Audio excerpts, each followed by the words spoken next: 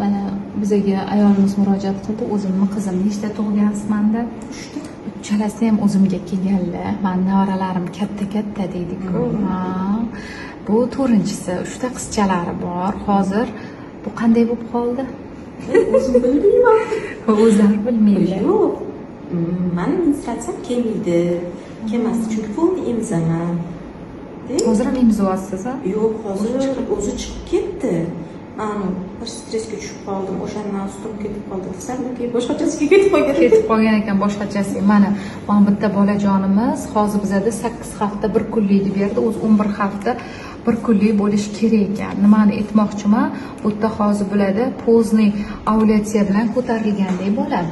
Endi bu biza boshida hozir shu qog'ozni rasm bilan chiqarib beraman. 8 hafta 1 kunlik 13-iyulga tug'adilar. O'zlarini aytishlari bo'yicha 22-iyunga tug'ish kerak.